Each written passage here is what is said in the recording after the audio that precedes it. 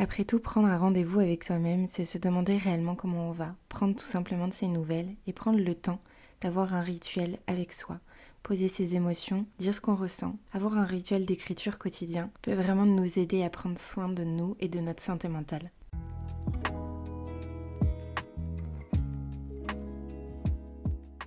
Hello tout le monde et bienvenue dans ce nouvel épisode de podcast où je suis heureuse de vous retrouver en solo pour parler encore une fois bien-être, santé mentale, mais surtout pour parler de journaling. C'est un outil puissant qui est utilisé chez beaucoup de personnes et je vous avoue qu'à l'heure actuelle, c'est un outil qui moi m'aide encore énormément pour ma santé mentale, pour arriver à poser des mots sur papier, à poser mes mots également MAUX sur papier, mes émotions et tout simplement réellement me demander sans masque, sans chichi, ce que je ressens à l'instant T, ou ce qui m'a traversé l'esprit, ou tout simplement aussi pour avoir une sorte de vide-poche mentale, pour m'aider à avoir moins de pensées, pour aider à gérer ces flots, ce trop plein de pensées que je pouvais avoir. D'ailleurs, c'est également un des tips, astuces que je vous donne dans l'épisode Je pense trop, comment éviter de me torturer l'esprit.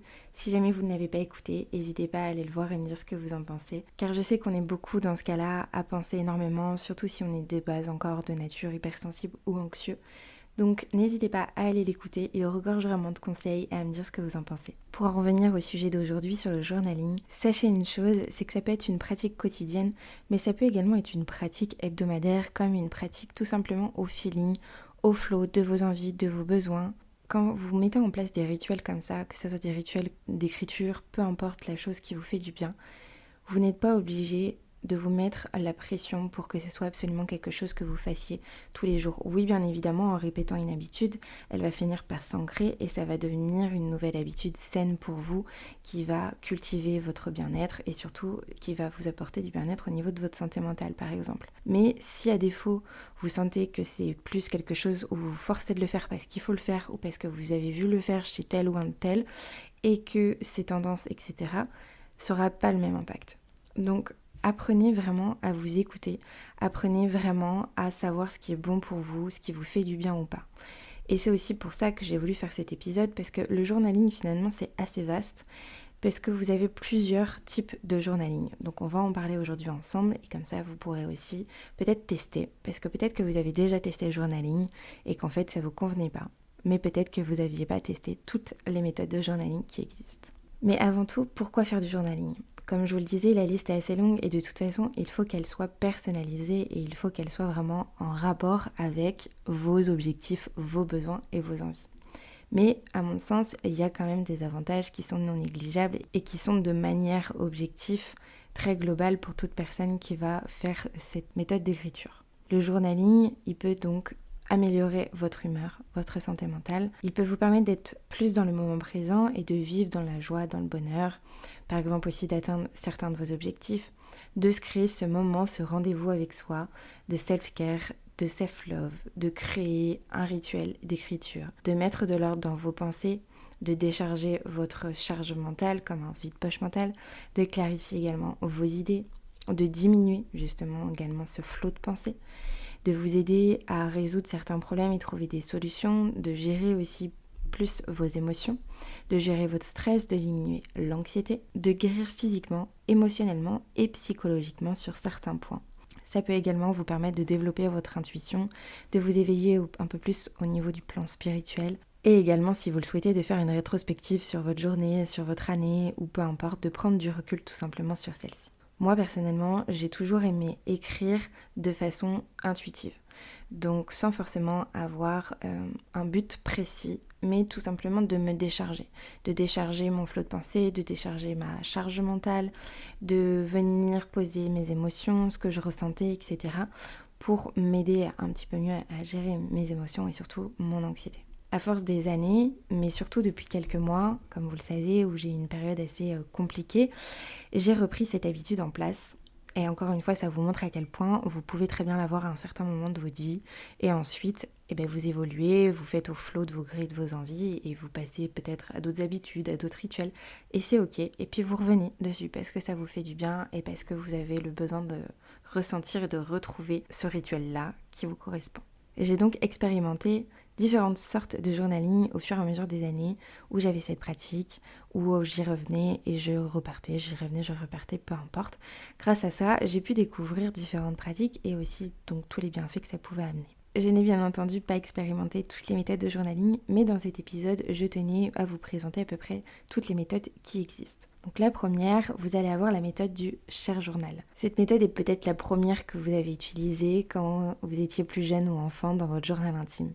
C'est une forme d'écriture qui est assez simple, au sens où on écrit à son journal comme il s'agissait d'un ami ou d'une amie, et on relate tout simplement les derniers faits de notre journée ou de notre vie. Récemment, je suis retombée sur mes journaux intimes où je remplissais, lorsque j'étais jeune, pareil, je déposais mes émotions, mes ressentis, et j'avais même donné un petit nom à mon journal pour que ça soit peut-être plus naturel de lui écrire.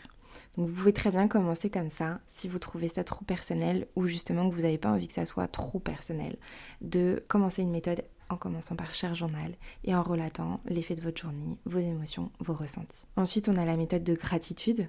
Cette forme d'écriture, c'est celle qui est la plus présente dans ma vie actuellement puisque j'ai aussi un autre petit journal exprès que pour ça où je vais mettre mes 3 gratitudes du matin, mes 3 gratitudes du soir également.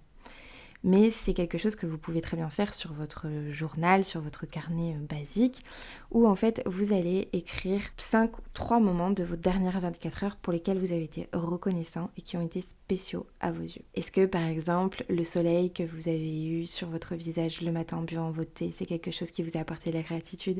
Est-ce que le sourire d'un commerçant quand vous êtes allé acheter votre pain ou autre chose, où ça vous a rempli de gratitude? Et ça peut être vraiment des toutes petites choses, comme ça peut être aussi des choses plus vastes, plus basiques, mais plus importantes, plus impactantes. Par exemple, comme le fait d'être rempli de gratitude par rapport à votre corps, de remercier votre corps, de vous supporter tous les jours. Le fait d'être également rempli de gratitude parce que vous êtes en vie aujourd'hui. Je pense que vous avez compris l'idée. Mais en tout cas, c'est une méthode d'écriture qui est vraiment très impactante et qui n'est pas obligée d'être faite tous les jours et tout le temps. Mais de temps en temps, je pense que c'est vraiment important de venir justement aussi élever un petit peu son taux vibratoire en ayant un peu plus de gratitude envers soi ou envers autre chose, mais qui nous permet de tout simplement nous remercier et aussi prendre du recul sur ce qu'on peut avoir dans nos vies et tout simplement se rendre compte que chaque petit bonheur du quotidien est là sous nos yeux. Ensuite, vous avez également la méthode des pages du matin. C'est The Morning Page de Julia Cameron qui a inventé cette méthode-là, où l'idée en fait est de remplir dès son réveil 3 pages complètes. Vous allez y mettre tout ce que vous allez ressentir dès le matin au réveil, même potentiellement des souvenirs de vos rêves. C'est vraiment le bon moment en fait pour décortiquer et la raconter sur papier. Mais si vous avez également envie d'aborder des problématiques de votre vie, des joies, ces pages-là sont là pour ça également. Le but, c'est de le faire au réveil et de remplir principalement 3 pages complètes. Ça peut prendre du coup un peu plus de temps dès le matin de remplir 3 pages complètes, mais si jamais c'est une méthode que vous essayez, n'hésitez pas à me faire votre retour puisque moi personnellement je ne l'ai pas encore testée. Ensuite nous avons la méthode d'auto-coaching ou de journal de l'entrepreneur. C'est une méthode de journaling qui a pour but d'aider à résoudre des problèmes et à trouver des solutions lorsqu'on fait face à un mur, lorsqu'on vit des peurs ou bien tout simplement lorsqu'on en ressent le besoin. C'est surtout une pratique pour les personnes qui donc sont à leur compte, mais c'est également quelque chose que vous pouvez faire personnellement si vous vivez une situation difficile personnelle. Dans un sens, c'est plus pour les situations difficiles avec votre entreprise ou votre business, si vous vivez des frustrations, s'il y a vraiment des problèmes à résoudre, vous n'arrivez pas à les poser et justement à trouver des solutions. Ça peut être quelque chose qui peut vous aider, ça peut vraiment être comme un journal de bord de votre business, un journal d'entrepreneur. Vous videz tout ce que vous avez dans votre tête et comme ça, vous pouvez prendre du recul et voir si potentiellement il y a des scénarios avec des solutions qui peuvent s'y trouver. Même si toutefois vous ne trouvez pas de solution, vous continuez d'écrire et vous verrez qu'à un moment donné ou pas, à force de décharger ça et de diminuer votre charge mentale également, la magie s'opère. Surtout si vous travaillez sur un gros projet, que ça vous amène énormément de stress ou d'angoisse, le fait d'écrire et de laisser ça sur papier, vous allez vous rendre compte que ça va vous encourager à avoir plus d'intuition et donc à trouver plus de solutions si jamais vous êtes face à un mur dans votre entreprise. Ensuite, nous avons la méthode d'écriture, d'affirmation et de manifestation. C'est ici que vous allez affirmer et manifester la personne que vous voulez devenir, l'environnement dans lequel vous voulez vivre, les rêves, les désirs que vous voulez avoir. C'est important de parler au jeu et au présent, comme si c'était quelque chose que vous aviez déjà dans votre vie actuelle. Vous pouvez réécrire les mêmes affirmations tous les jours ou en rédiger de nouvelles selon votre ressenti ou selon vos besoins. Vous pouvez aussi tout simplement, peu importe la méthode de journaling que vous allez tester ou expérimenter, commencer aussi votre phrase, votre début de journal, votre début d'écriture par une affirmation. Peu importe celle que c'est, une affirmation qui vous fait du bien, comme une sorte de mantra, elle peut changer, elle peut évoluer ou ça peut être tout le temps la même que vous allez vous répéter quotidiennement ou à chaque fois que vous ferez votre rituel d'écriture. En revanche, si vous souhaitez davantage manifester plutôt qu'affirmer, utilisez plus un langage similaire à « je suis infiniment reconnaissante pour ce qui se passe dans ma vie maintenant, je désire et je manifeste telle ou telle chose » pour en tirer un maximum de bienfaits de cette pratique. Prenez le temps de vivre sur toutes les émotions qui se rattachent à ce que vous allez manifester. Le plus important finalement dans la manifestation et de ce que moi j'ai pu en retirer, lire ou tout ce que j'ai pu découvrir à peu près sur ce sujet-là, c'est que c'est pas tant ce que vous allez écrire sur papier, bien évidemment que oui, ça va y jouer, mais c'est surtout la visualisation et le ressenti. Ces deux choses-là, de visualiser et de ressentir ce que vous allez avoir dans votre vie, ce que vous aimeriez en tout cas avoir, concrétiser, c'est ça qui va amener, pareil, ce taux de vibration élevé et ce côté manifestation, loi de l'attraction. Ensuite, nous avons également la méthode de réflexion et question. Donc c'est une méthode d'écriture qui va être plutôt guidée. Donc là, ça va être plus pour apprendre à vous connaître davantage, partir à votre rencontre. Par exemple, si vous avez en plus le syndrome de la page blanche ou que vous ne savez pas justement vraiment comment commencer, comment écrire, vous pouvez simplement répondre à des questions qui sont déjà préétablies. Il est possible de répondre à une question différente chaque jour ou de répondre à la même éternellement, mais le but c'est quand même de pouvoir mieux apprendre à vous connaître, donc de répondre à une question différente chaque jour. Sachez que moi, c'est ce que je fais également actuellement. J'ai créé un espace Notion avec différentes questions. Il y en a à peu près plus de 100 qui sont regroupées en 4 catégories. Donc vous avez la catégorie revenir aux bases, partir à sa rencontre sur la partie 1. Sur la partie 2, vous avez toutes des questions qui sont relatives à comprendre ses relations. Sur la partie 3, des questions qui sont pour comprendre ses émotions. Et sur la dernière partie, la partie 4, c'est pour comprendre et améliorer sa relation avec soi-même. Ce sont donc à peu près plus de 100 questions que j'ai regroupées pour vraiment partir à sa rencontre et mieux se connaître, avoir vraiment un outil simple et puissant, mais de réflexion guidée si justement vous ne savez pas par où commencer encore une fois, et qui va vous permettre de pleinement vous accepter à travers l'écriture. C'est vraiment une méthode surprenante par sa simplicité, mais qui aide aussi à vous sentir mieux avec vous-même, à prendre soin de vous et de votre santé mentale. Moi, ça me permet de vraiment davantage avoir d'introspection sur moi-même et de découvrir des réponses auxquelles j'aurais peut-être pas pu découvrir autrement que comme ça, et donc forcément de me découvrir également davantage. Si jamais c'est quelque chose qui vous intéresse, vous n'hésiterez pas, je vous ai mis le lien en description. C'est un espace Notion qui est totalement gratuit et que vous pouvez remplir encore une fois à votre rythme. Vous n'êtes pas obligé de répondre à une question tous les jours. Moi, je trouve ça intéressant dans le processus que je suis actuellement. Mais encore une fois, vous faites ça à votre rythme. Donc vous n'hésitez pas, le lien est en barre de descriptif. Vous pouvez télécharger donc cet espace gratuitement et commencer ce travail, ce rituel un petit peu d'écriture avec vous-même. Vous avez également la méthode libératrice d'écriture qui, elle, se fait du coup pas quotidiennement puisque énergétiquement parlant, c'est assez puissant, que vous pouvez faire de temps en temps ou que vous pouvez faire également en rituel par exemple de nouvelle lune pour justement manifester les nouveaux besoins, se délester de choses qu'on ne veut plus et embrasser plutôt le renouveau. Donc c'est des méthodes qui vous permettent d'écrire une lettre à vous-même ou d'écrire une lettre à vos peurs, d'écrire une lettre à vos blocages, d'écrire une lettre à vos angoisses et de déposer tout ça directement sur papier. D'écrire sans vous poser de questions en rapport à un sujet, une thématique vraiment prédéfinie qui vous pose une problématique en fait actuellement dans votre quotidien. Personnellement, c'est un rituel que j'aime beaucoup faire en fonction de mes besoins et en fonction de ce que j'ai besoin de délester, de ce que j'ai besoin de me libérer.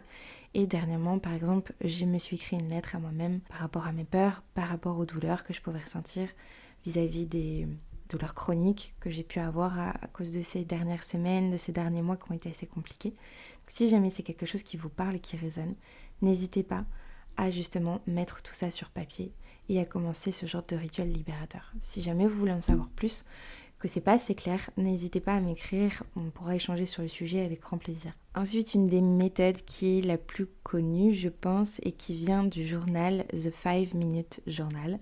Donc, c'est le principe d'avoir 5 minutes tous les jours pour écrire dans son journal. Souvent, c'est un journal qui est esthétiquement très beau, joli et agréable et donc on a envie de remplir. Si vous n'avez pas spécialement le temps, ça permet d'avoir une pratique quand même régulière et quotidienne où justement le but est de remplir le matin 3 choses pour lesquelles vous allez être reconnaissant.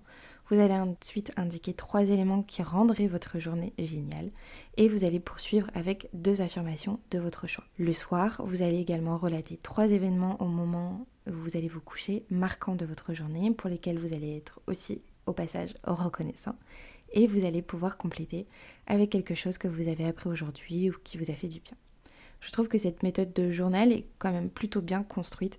Moi, c'est ce que j'utilise du coup également en parallèle avec... enfin, pas en parallèle, mais qui est aussi inclus dans le journal que je pratique le matin avec les gratitudes, puisqu'il y a une partie où le soir, on peut également les poser. Et je trouve ça vraiment bien de pouvoir allier le côté gratitude, affirmation, mais également il y a une partie à côté, sur le mien, où on peut rédiger librement, intuitivement, laisser le flot de ses pensées. Ce que j'aime bien, c'est que justement, au moins, on n'est pas limité. Parce que le problème sur ce genre de journal, The 5 Minute Journal, alors effectivement, on reste focus sur ces 5 minutes et sur ces 3 choses de reconnaissance agréable et d'affirmation, mais on ne peut pas forcément plus poser ces mots si on a envie de le faire, si on a envie de parler un peu plus de sa journée, si on a envie de relater des choses et justement d'alléger un petit peu sa charge mentale de la journée, si on a eu quelque chose de stressant ou autre. C'est juste là que je trouve ça un petit peu dommage parce que c'est un petit peu limitant. Mais après, ce n'est que mon avis et bien évidemment, encore une fois, il faut tester, expérimenter pour savoir ce qui nous convient, ne nous convient pas. Mais on peut très bien commencer à expérimenter avec ce style-là de journal qui, en plus, comme je vous le disais, est vraiment très esthétiquement beau et qui donne envie de remplir. Il existe encore, j'imagine, plein d'autres méthodes. Moi, je vous ai partagé surtout celles que j'ai connues, celles que j'ai expérimentées pour la plupart. Si jamais vous vous posez des questions sur le matériel, ne vous posez pas trop de questions. Il n'y a rien de plus simple que d'avoir potentiellement un beau carnet sur lequel vous aurez envie justement de remplir des choses, d'avoir des crayons à portée de main, peu importe ce que vous avez envie que ça soit, et surtout d'avoir le côté un petit peu journal, même si c'est un carnet, c'est très bien aussi, mais vraiment d'avoir ce côté où dès que vous allez le voir sur votre table de chevet ou peu importe, vous donnera envie de remplir dedans, vous donnera envie de poser vos mots, vos ressentis, etc. Pour les personnes qui préfèrent également avoir quelque chose de plus numérique, vous pouvez très bien faire votre journal ou remplir votre méthode de journal, même planeur, sur l'ordinateur, ça pose aucun souci. Moi personnellement, j'aime le côté thérapeutique que ça peut avoir avec l'écriture parce que vous avez aussi ce côté sensoriel, ce côté actif au niveau de la main, au niveau du mouvement qui permet de rentrer plus facilement en état méditatif et qui envoie un message aussi à votre cerveau, à votre système nerveux, que vous êtes dans votre bulle, que vous êtes dans la détente et que vous êtes relaxé par ce moment-là, par cette écriture-là, que vous posez sur papier, que vous êtes en train d'écrire. Puis je trouve ça beaucoup plus symbolique, pour ma part encore une fois, de poser ça sur papier et d'avoir les mots dans un journal quelque part. Mais voilà, vous trouvez ce qui vous correspond. Vous pouvez aussi très bien, et c'est ce que j'avais préconisé à certaines de mes clientes dans le passé, c'est de faire un genre de vide-poche mentale, mais par dictaphone. Donc vous allez vous enregistrer sur votre téléphone et vous allez pouvoir mettre tous les jours une petite note, ou pas tous les jours, voilà, quand vous en ressentez le besoin, directement avec votre voix et pas forcément par l'écriture. C'est totalement différent aussi, mais ça a tout aussi bien un impact et tout aussi bien des bienfaits de pouvoir libérer votre gorge, de pouvoir vous exprimer aussi avec votre voix. Donc n'hésitez pas, si vous voulez tester aussi cette méthode-là, ça peut être quelque chose à expérimenter de votre côté. Comme vous pouvez le voir à travers cet épisode, il existe une multitude de méthodes, il existe une multitude d'alternatives pour avoir ce rituel d'écriture, pour avoir ce rituel avec vous-même, ce rendez-vous pris avec vous-même où vous allez vous demander simplement comment est-ce que vous allez, où vous allez prendre du recul, où vous allez pouvoir diminuer votre stress, votre anxiété, où vous allez pouvoir décharger votre charge mentale également. À vous de trouver ce qui vous correspond aussi. Vous posez pas trop de questions sur la durée, sur le temps. Allez-y intuitivement, au flow. Ou alors expérimentez des méthodes guidées. Expérimentez également d'autres méthodes qui vous résonneront pour vous, qui vous ont parlé à travers cet épisode-là. Testez, essayez et surtout prenez ce temps-là pour vous. Et si ça peut vous aider, créez-vous une ambiance qui vous met dedans qui soit accueillante, qui soit propice pour votre écriture, qui soit propice pour extérioriser vos émotions, vos ressentis.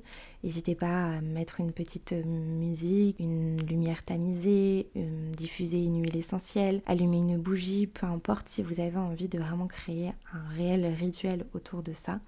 Vous pouvez vous créer une ambiance qui vous permet de vous retrouver avec vous-même et d'avoir un moment très cocooning, rien que pour vous. En tout cas, prenez vraiment à cœur que ce moment il est pour vous et que vous devez être quand même dans un moment qui soit calme, propice, où personne ne sera là pour vous déranger et où vous allez être pleinement concentré avec vous-même, dans le calme et en conscience. C'est ce qui vous aidera le plus en tout cas à être connecté à vous-même, à votre moi profond, à votre essence et surtout à votre émotion et à votre cœur. Pour la fréquence, pareil, ne vous posez pas de limites, ne vous posez pas de tâches vraiment prédéfinies pour absolument en faire tous les jours pendant 15 minutes. Si c'est ce qui vous fait du bien, faites-le. Si vous vous dites j'en fais 3, 4 fois dans la semaine, faites-le. Si vous dites je le fais une fois par semaine, peut-être le dimanche soir, pour repartir sur de bonnes bases pour la semaine, faites-le également si vous avez besoin juste de le faire une fois par mois ou vraiment, encore une fois, au flot de vos envies, de votre besoin du moment. Écoutez-vous. Écoutez-vous, il n'y a que vous qui serez au fond de vous ce dont vous aurez besoin pour cette pratique d'écriture et donc la fréquence que vous aurez envie d'y mettre, mais permettez-vous de la flexibilité. Pareil pour le moment idéal, que ce soit dans la journée, que ce soit le matin, au réveil ou le soir avant de vous coucher. Testez également, voyez ce qui vous correspond le mieux ou pas, voyez ce qui est le plus facile pour vous, ce qui est plus facile peut-être de retranscrire sur papier au moment de votre journée, c'est plus le matin, c'est plus le soir. Si vous avez plus l'élan de le faire à un moment défini de votre journée, si c'est plus justement parce que c'est maintenant que vous avez envie de déposer des choses sur papier sans vous dire il faut que j'attende que ça soit le matin, il faut que j'attende que ça soit le soir avant de me coucher. Non, si vous avez envie, vous prenez ce temps-là au calme pour vous et vous le faites. Mais si vous vous rendez compte que c'est plus le matin, où vous arrivez à déposer sur papier ce qui vous fait du bien, faites-le. Et si vous vous rendez compte que c'est plus le soir, où vous arrivez à extérioriser vos émotions et vos ressentis, que ça vous fait plus de bien et que ça vous permet de mieux vous endormir et donc également de diminuer votre charge mentale et de moins cogiter et de moins prendre du temps à vous endormir, faites-le. Le meilleur timing, encore une fois, sera le vôtre. Si je peux vous donner un dernier conseil, c'est que vous soyez débutant ou expert avec la pratique d'écriture, avec la méthode de journaling, faites-le avec intention. Et faites-le surtout dans la bienveillance et dans la compassion de vous-même, dans le non-jugement. Cette pratique, elle est là pour vous et pour personne d'autre. Elle est là pour vous permettre de vous sentir mieux avec vous-même, de mieux vous connaître, d'alléger votre charge mentale. Alors laissez votre ego de côté et faites de la place à votre intuition. Ouvrez votre cœur, connectez-vous à vous-même, à votre essence. Et je suis sûre que vous serez surprise de constater toutes les belles choses qui en surgiront, ou en tout cas du moins toutes les choses qui vous permettront de vous sentir mieux au quotidien, plus épanoui, plus dans la clarté mentale et tout simplement plus dans le bien-être de manière générale. J'espère que cet épisode vous aura plu. Il y aurait encore tellement de choses à dire sur cette pratique de journaling et je pense que j'y reviendrai parce que j'aime vraiment de plus en plus y revenir et moi-même expérimenter des choses. Donc si jamais vous avez des questions, encore une fois, n'hésitez pas, ce serait avec un grand plaisir d'échanger sur le sujet avec vous. Et n'oubliez pas, si vous avez envie de tester la méthode de journaling guidée, vous pouvez dès maintenant, dès la fin de cet épisode, aller dans le descriptif de celui-ci et télécharger l'espace Notion, celui dont je vous ai parlé précédemment dans l'épisode. Vous allez retrouver à peu près plus d'une centaine de questions réparties en 4 catégories où vous allez pouvoir revenir aux bases pour partir à votre rencontre, comprendre vos relations, comprendre vos émotions et également améliorer votre relation avec vous-même. N'hésitez pas en tout cas si vous le téléchargez et que vous commencez à tester cette méthode-là et à me faire votre retour. Je serai vraiment ravie de savoir si ça vous convient et si jamais ça résonne et ça fait sens pour vous d'utiliser cette méthode de journaling. Je vais m'arrêter là pour l'épisode d'aujourd'hui pour éviter qu'il soit trop long, mais c'est vrai que je pourrais continuer à en parler pendant des heures. On y reviendra sûrement un peu plus tard comme je vous le disais. En tout cas, encore une fois, n'hésitez pas si vous voulez qu'on en discute ensemble. En attendant, je vous souhaite une très belle journée, une très belle soirée, peu importe quand est-ce que vous écouterez cet épisode, et je vous dis à bientôt pour un nouvel épisode de podcast.